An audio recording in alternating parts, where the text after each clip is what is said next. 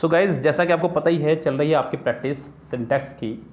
यहाँ पे सिंटैक्स नाम के चैप्टर की जो प्रैक्टिस सेशन है वो अगली बुक है आपकी पैरामाउंट की। इससे पहले मैंने आपको कराई थी परफेक्ट बुक से प्रैक्टिस। अब आपकी बारी है पैरामाउंट की। पैरामाउंट के सेंटेंसेस भी थोड़ा सा इजी लेवल पे ही हैं गाइज, इसलिए मैं आपको ये सेकंड नंबर पर कराया। यस, उसके बाद में मैं आपको कराऊंगा एक बहुत ही अच्छी बुक से प्रैक्टिस जो बहुत टफ भी है और बहुत शानदार भी, उसको भी करेंगे गाइज। फिलहाल पैरामाउंट के सेंटेंस देखते हैं। कह रहे हैं कि neither of them are going. Guys, वही रूल बार बार रिपीट हो रहे हैं। जब सेंटेंस की शुरुआत आपकी each, every, either, neither, none, anyone, anybody, nobody, somebody वगैरह से होगी, सो आप हमेशा सिंगुलर वर्ब का इस्तेमाल करेंगे, क्योंकि प्रपोजिशन के बाद वाले को हम लोग सेंटेंस में कट करते हुए आगे बढ़ते हैं। तो नेदर के हिसाब से आपका यहाँ पे आर नहीं इज होना चाहिए था, तो सेंटेंस आपका ये करेक्ट रहता। He walked 5 miles, which are really a great distance for a man like him. He is not only but also ill. He is not only old but also ill. Sentence number second में यहाँ पे उसने पहले part में कहा कि he walked 5 miles. He walked 5 miles. यहाँ पे 5 miles भले ही आपका इस्तेमाल हुआ है, लेकिन इसको एक यूनिट की तरह इस्तेमाल करते हैं। जैसे कि आपने भी सुना होगा कि 5 miles is a short distance. अगर मैं हिंदी में भी आपसे कहूँ तो आप यही कहेंगे कि 10 किलोमीटर एक लंबी दूरी है, या फिर आप ये कहेंगे कि 10 किलोमीटर एक लंबी दूरियाँ हैं। सो गाइज, यहाँ पे आप लंबी दूरी ही हैं कहेंगे, लंबी दूरी ही कहेंगे, दूरियाँ नहीं कहेंगे। यानी कि यहाँ पे 5 माइल्स होने के बावजूद भी विच के बाद जो आपका आर लगा है वो आर नहीं इज होना चाहिए था। इस सेंटेंस के फर्स्ट पार्ट में ही हो जाएगी आपके एरर। सेंटेंस नंबर नेक्स्ट भी कह रहा है आइदर माई कलीग और अ पियोन। गाइज, आइदर और, neither NOR, not only but also say जब सेंटेंस कनेक्टेड हो, सो नज़दीक वाले सब्जेक्ट के अकॉर्डिंग आपकी आएगी वर्ब। यहाँ पे नज़दीक है आपका अपियन। अपियन के हिसाब से आपको आर नहीं इज का इस्तेमाल करना होगा, तो सेंटेंस आपका करेक्ट रहेगा। यानी कि इसके हो जाएगी बी पार्ट में error. The rise and fall of the tide are. Guys, the rise and fall of the tide. Of the tide को आप कट करेंगे क्योंकि प्रपोजिशन के बाद है। यहाँ पे दो नाउन आपके एंड से कनेक्ट हुए हैं, दोनों में से पहले वाले से पहले उसने आर्टिकल या फिर डिटरमाइनर लगाया है। जेंडर आपका यहाँ क्लियर हो ही नहीं रहा है, तो आप यहाँ पे आर नहीं इज का इस्तेमाल करेंगे, सेंटेंस को सिंगुलर लेके चलेंगे। मैनी अ मैन, मैनी के बाद अगर आपका आर्टिकल ए या एन का इस्तेमाल हो रहा हो तो सिंगुलर नाउन और सिंगुलर वर्ब का इस्तेमाल करते हैं। यहाँ पे हैव नहीं, आपको हैज का इस्तेमाल करना था। The introduction of tea, cafe and such other beverages have not been without some effect. So guys, यहाँ पे सेंटेंस में जो सब्जेक्ट है वो है आपका द इंट्रोडक्शन। उसके बाद में सब प्रपोजिशन के बाद है, उनको आप कट करते हुए चले, बुक की भाषा से नहीं। बुक वाला बोलता है कि ऑफ के बाद अगर अनकाउंटेबल ना हो, नो काउंटेबल हो, ऐसा कुछ भी परेशान करने की जरूरत नहीं है अपने आप को। प्रपोजिशन के बाद वाले को आप कट करते हुए आगे बढ़े। इंट्रोडक्शन आपका सिंगुलर है, सिंगुलर वर्ब आएगी, हैव नहीं आपको हैज़ का इस्तेमाल करना होगा, क्योंकि सब आपका प्रपोजिशन के बाद ही था। आपका of T, cafe and such other beverages cut हो जाएगा, हैव नहीं हैज़ आना था। यानी कि इसके सी पार्ट में हो जाएगी आपके error. The newer type of automatic machine wash cloth faster. Guys, यहाँ पे भी सेंटेंस में फिर वही बात हुई है। The newer type of automatic machine तो कट कर देंगे आप लोग, क्योंकि प्रपोजिशन के बाद वाले को हम कुछ नहीं मानते हैं सेंटेंस में। द न्यूअर टाइप, टाइप के अकॉर्डिंग आपको वर्ब लगानी होगी, वॉश नहीं वॉशेस करना होगा, तो सेंटेंस आपका करेक्ट होगा। यानी कि इस सेंटेंस के फिलहाल हो जाएगी बी पार्ट में एरर। सेंटेंस नंबर 8 देखिएगा, कह रहा है कि each of the students, each of the students, sentence number 8। यहाँ पे ईच के बाद of the students cut, in the computer class cut, has ठीक है, लेकिन यहाँ पे देयर नहीं आएगा, क्योंकि मैंने आपको बताया है कि जितने भी आपके ये डिस्ट्रीब्यूटिव प्रोनाउन है, each, every, either, neither, none, anyone, anybody, इन सब का पॉजिटिव केस हमेशा हिज या हर में से कोई भी एक, और बाकी वन का वंस रहता है। दूसरी बात, एक बहुत ही इजी लैंग्वेज में मैंने आपको एक शब्द बात बताई हुई है, आप इनको भी अगर भूल जाएं तो याद रखना, जैसी आपकी हेल्पिंग वर्ब होगी वैसे ही आपका होगा पॉजिटिव केस। हेल्पिंग वर्ब यहाँ पे सिंगुलर आई है तो आपका पॉजिटिव केस भी सिंगुलर ही रहेगा। इससे भी आप लोग बहुत कुछ सीख सकते हैं। Every one of the films you suggested are not worth seeing. Every one of the films ये कट हो जाएगा, एवरीवन के हिसाब से यहाँ पे आर नहीं आपको इज लगाना था, यानी कि इसके सी पार्ट में हो जाएगी आपके error. The secretary and principle of the college cut. यहाँ पे दो नाउन आपके कनेक्ट हुए हैं एंड से, और दोनों में से पहले वाले से पहले लगाया उसने डिटरमाइनर। जेंडर यहाँ पे किसी का भी क्लियर नहीं हुआ है, तो आप यहाँ पे आर का नहीं इज का इस्तेमाल करेंगे। Is attending the district development council meeting at the collectorate, यानी कि आपका सेंटेंस में बी पार्ट में हो जाएगी एरर। नेक्स्ट देखिएगा, नेक्स्ट सेंटेंस में क्या कह रहा है, कह रहा है कि there is only one of his novels that are interesting. Sentence number 11 में there is only one. Guys ये बात सत्य है कि रिलेटिव प्रोनाउन से पहले वाले नाउन के अकॉर्डिंग हम लोग वर्ब का इस्तेमाल क्या करते हैं, आर का इस्तेमाल होना था। लेकिन गाइस सेंटेंस में अगर ओनली आ जाएगा, क्या आ जाएगा, ओनली, फिर चाहे कैसा भी नाउन हो आपको सिंगुलर ही वर्ब लगानी है, अब आपको प्लूरल वर्ब नहीं लगानी है, यानी कि सेंटेंस के सी पार्ट में हो जाएगी आपके एरर है। नॉलेज ऑफ एटलीस्ट 2 लैंग्वेजेस। गाइस यहाँ पे नॉलेज आपका सब्जेक्ट है, ऑफ एटलीस्ट 2 लैंग्वेजेस प्रीपोजिशन के बाद वाले को कट कर देंगे।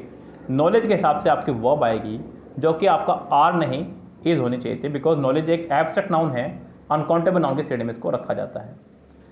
नॉलेज ऑफ एटलीस्ट 2 लैंग्वेजेस कट आर नहीं is. It is I who is to blame. Guys इस बात को लेकर के कई सारी बुक में अलग अलग परिभाषाएं दी गई हैं। It is I who is to blame, I के अकॉर्डिंग यहाँ पे एम आना चाहिए। कुछ बुक्स ये बोलते हैं, कुछ बुक्स बोलती हैं कि इज ही सही है, लेकिन गाइस मैं आपको बता दूं कि आपको इज की जगह आपको एम का ही इस्तेमाल करना होगा, ये बात ध्यान रखिए। अच्छी अच्छी बुक्स के अंदर भी यहाँ पे हु के साथ इज दिया जाता है जब आई हो पीछे।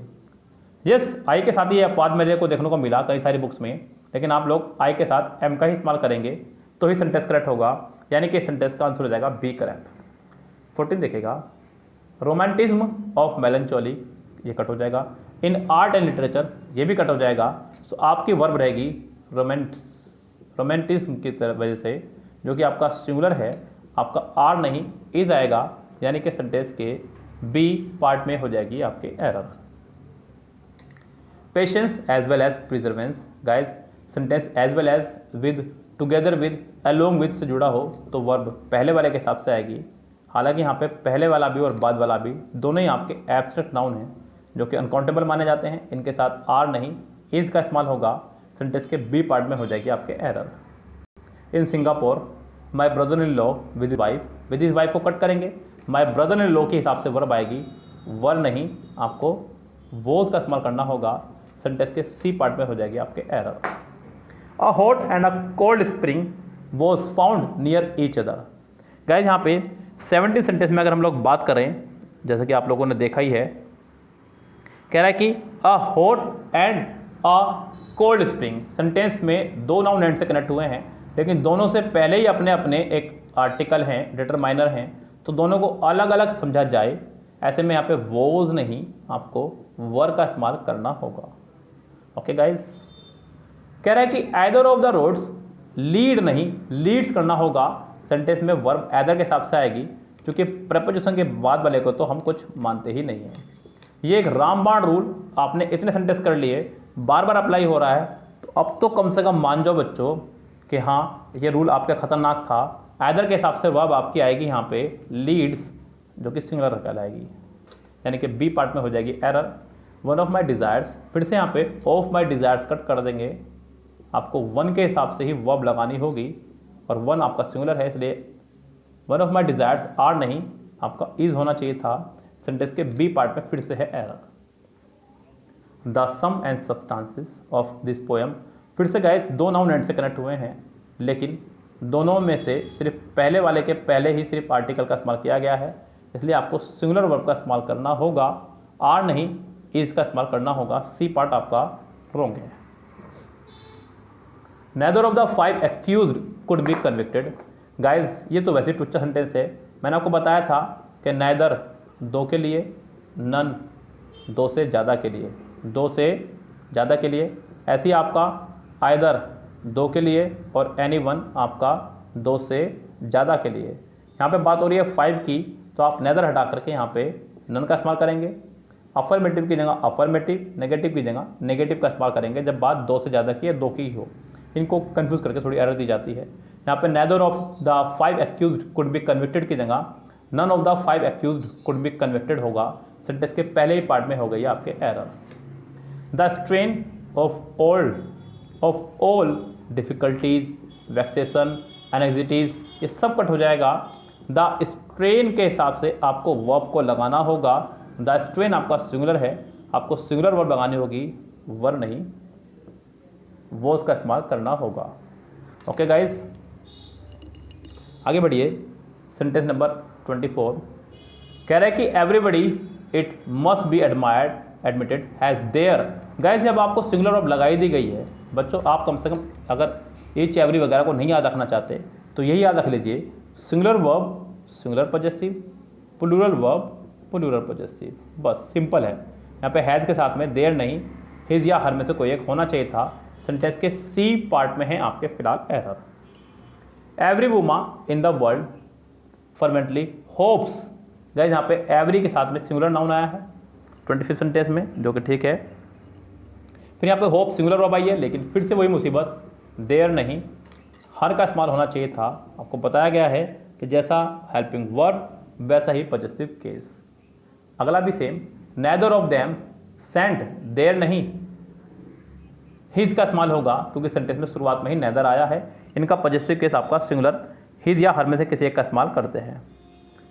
नेक्स्ट देखिएगा, this is a strange world where each one pursues, there नहीं, फिर से यहाँ पे हिज या हर का इस्तेमाल करना था क्योंकि पीछे सिंगुलर वर्ब परस्यूज का इस्तेमाल हुआ है। If it were possible to get near when one of the volcanic eruption take नहीं टेक प्लेस। सो गाइस यहाँ पे टेक नहीं, टुक का इस्तेमाल होना था। सेंटेंस पूरा पार्ट में चल रहा है, पीछे वर आया है, आगे वुड आया है, तो आपको यहाँ पे टेक नहीं टुक का इस्तेमाल करना होगा, तो सेंटेंस आपका करेक्ट माना जाएगा। सो गाइस यहाँ पे इतने भी सेंटेंस नहीं है कि सारे मैं ही करा दूँ और आप कुछ ना करें। फिर यहाँ पे सिर्फ 51 सेंटेंस है मेरे ख्याल में, ये 55 तक। सो गाइस मैंने आपको 28 तक करा दिए हैं। अब ये आगे के सेंटेंस आप लोग करेंगे, क्योंकि सेशन लेना है आपको तो मेहनत भी आप ही को करनी होगी। यस गाइस, यहाँ पे 29 से लेके 55 तक के सेंटेंस करेंगे आप। आपको ये प्रैक्टिस सेट भेज दिया जाएगा PDF के माध्यम से, फिर उसका आंसर सेट भी। हालांकि इसकी बुक मैंने पूरी भेज रखी है आपको, इसका PDF मैंने आपको प्रोवाइड कराया हुआ है और SP बख्शी का भी, आप इसको वहाँ से कर सकते हैं गाइस खुद से। यस, तो फिलहाल चलते हैं, लेते हैं आपसे विदा, मिलते हैं नेक्स्ट बुक के साथ में। Good bye, have a nice day.